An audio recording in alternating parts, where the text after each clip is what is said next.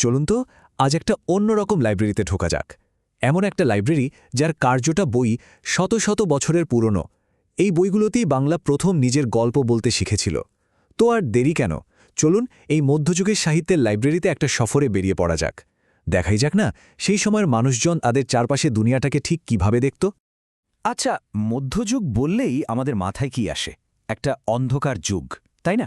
কিন্তু যদি ব্যাপারটা ঠিক উল্টো হয়, যদি বলি ওটা আসলে ছিল দারুণ সব গল্পের একটা স্বর্ণযুগ, চলুন না এই ধারণাটা কি একটু চ্যালেঞ্জ করি। দেখি সেই সময়ের বাংলা তার দেবদেবী, তার সাধুসন্ত আর তার সাধারণ মানুষদের নিয়ে কি সব অবিশ্বাস্য কাহিনী বুনেছিল। তো আমাদের এই লাইব্রেরি সফরের রাস্তাটা একদম পরিষ্কার। মোট 5টা ভাগে আমরা ঘুরব। প্রথম পর্বে থাকছে দেবতাদের জন্য গান, তারপর আমরা যাব সাধু ও শোকের গাথা শুনতে, এরপরেই আছে সাধারণের জন্য মহাকাব্য, আর সেখান থেকে আমরা চলে যাব সীমান্তের ওপারের প্রেম কাহিনীর জগতে। আর সবশেষে আমাদের দেখা হবে যুগের শেষ মহান কবির সাথে। চলুন শুরু করা যাক।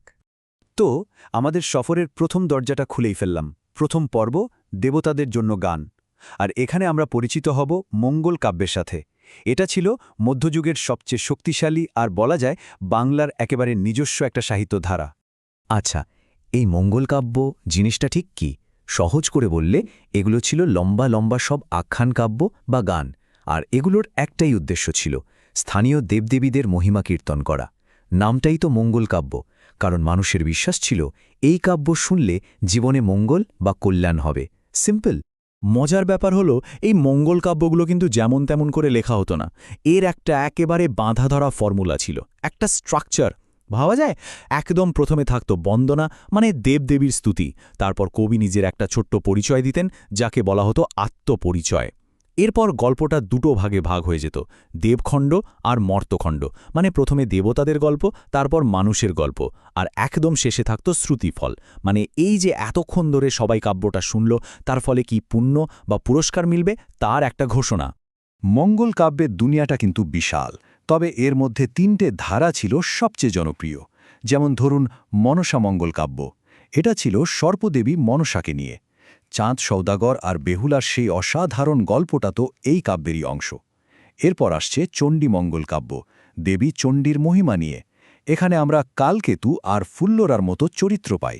আর সবশেষে অন্নদা মঙ্গল কাব্য, দেবী অন্নদাকে নিয়ে, যার শ্রেষ্ঠ রূপটা আমরা পাই কবি ভারতচন্দ্রের হাতে। চলুন এবার লাইব্রেরির অন্য একটা দিকে যাওয়া যাক।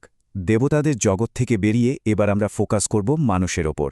আমাদের দ্বিতীয় পর্ব সাধু ও শোকের গাথা। এখানে আমরা দেখব জীবনী আর শোক কাব্যের দুনিয়াটা। এই সময়টাতে বাংলা সাহিত্যে যেন একটা নতুন দরজা খুলে গেল, আর সেই দরজার চাবিকাঠি ছিলেন একজনই, শ্রী চৈতন্যদেব। তার প্রভাব এতটাই গভীর ছিল যে তার জীবনকে কেন্দ্র করেই বাংলা ভাষায় প্রথম পূর্ণাঙ্গ জীবনী সাহিত্য লেখা শুরু হল। ভাবনা একবার, একজন মানুষের জীবনকে ঘিরে আস্ত একটা সাহিত্য ধারা তৈরি হয়ে যাচ্ছে। এটা তো অবিশ্বাস্য। তো চৈতন্যদেবের জীবন নিয়ে বেশ কয়েকটা গুরুত্বপূর্ণ বই লেখা হয়েছিল। একদম প্রথমটা ছিল বৃন্দাবন দাসের লেখা শ্রী চৈতন্য ভাগবত। এর ঠিক পরেই আসে লোচন দাসের চৈতন্য মঙ্গল। তবে এই ধারার চূড়া বলা যায় কৃষ্ণদাস কবিরাজের চৈতন্য চরিতামৃতকে। তথ্য, দর্শন, ভক্তি সব কিছু মিলিয়ে এটা ছিল এক কথায় মাস্টারপিস। জীবনী সাহিত্যের পাশাপাশি এই সময় আরেকটা নতুন ধরনের কাব্য খুব জনপ্রিয় হয়ে ওঠে, মর্শিয়া সাহিত্য। মর্শিয়া শব্দটা এসেছে আরবি থেকে, যার মানে হল শোক। এগুলো ছিল আসলে শোকের কবিতা।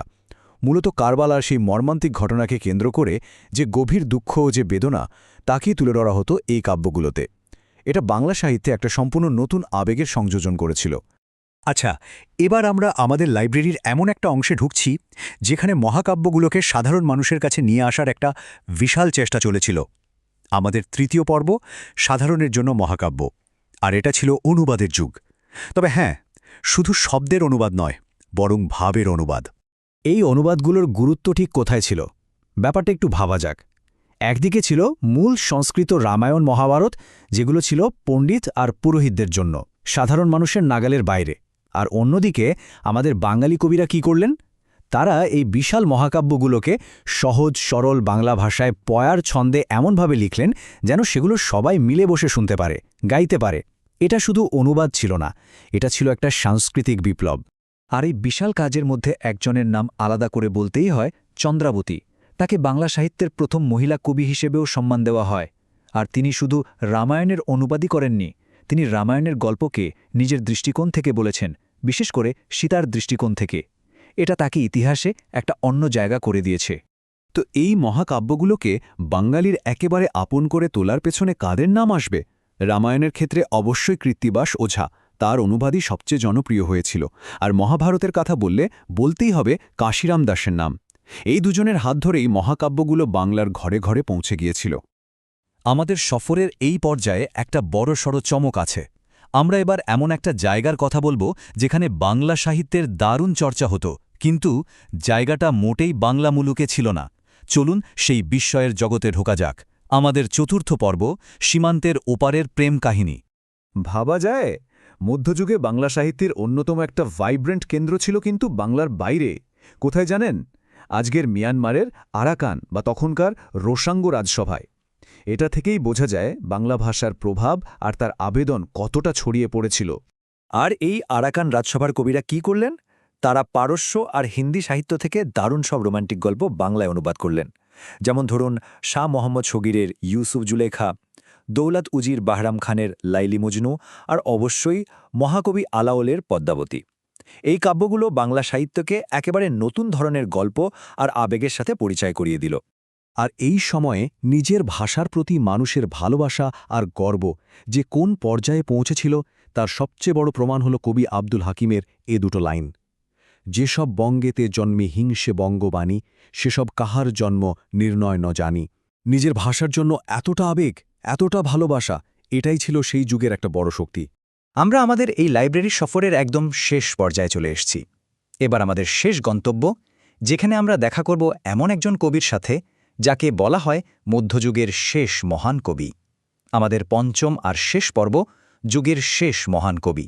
নদিয়ার রাজসভার কবি ভারতচন্দ্র রায়গুণাকর, তাকেই মধ্যযুগের শেষ বড় কবি হিসেবে ধরা হয়। তার লেখায় মঙ্গলকাব্যের পুরনো ধারা তো ছিলই, কিন্তু তার সাথে মিশেছিল একটা নতুন ধরনের নাগরিক বা আরবান সেন্সিবিলিটি, একটা উইট, যা তাকে সবার থেকে আলাদা করে দিয়েছিল। 1760 এই একটা বছরকেই বাংলা সাহিত্যের মধ্যযুগের প্রতীকী শেষ বলে ধরা হয়, কারণ এই বছরেই ভারতচন্দ্র মারা যান, আর তার মৃত্যুর সঙ্গেই যেন একটা গোটা যুগের ওপর পর্দা নেমে আসে, আর শুরু হয় আধুনিক যুগের পদধ্বনি। কিন্তু যুগ শেষ হলেও কবির কথা কি শেষ হয়? ভারতচন্দ্রের অন্নদামঙ্গল কাব্যের ওই ছোট্ট একটা লাইন, ঈশ্বরী পাটনের প্রার্থনা, আমার সন্তান যেন থাকে দুধে ভাতে, এই লাইনটা আজও প্রত্যেক বাঙালির মনের কথা, তাই না? এটাই প্রমাণ করে ভালো সাহিত্য আসলে সময়কে জয় করে নেয়। তাহলে এই পুরো সফরটার শেষে একটা প্রশ্ন মনে আসেই, দেবতাদের জন্য লেখা গান, সাধুসন্তদের জীবনের গল্প, মহাকাব্যের যুদ্ধ আর ওই সব নিবিড় প্রেমের কাহিনী, এই সবকিছু রেশ কি আজকের বাংলাতেও রয়ে গেছে? এই গল্পগুলোর প্রতিধ্বনি কি আমরা আজও আমাদের সংস্কৃতিতে, আমাদের কথায়, আমাদের জীবনে শুনতে পাই? উত্তরটা খোঁজার ভার না হয় আমাদের সবার উপরেই থাকল।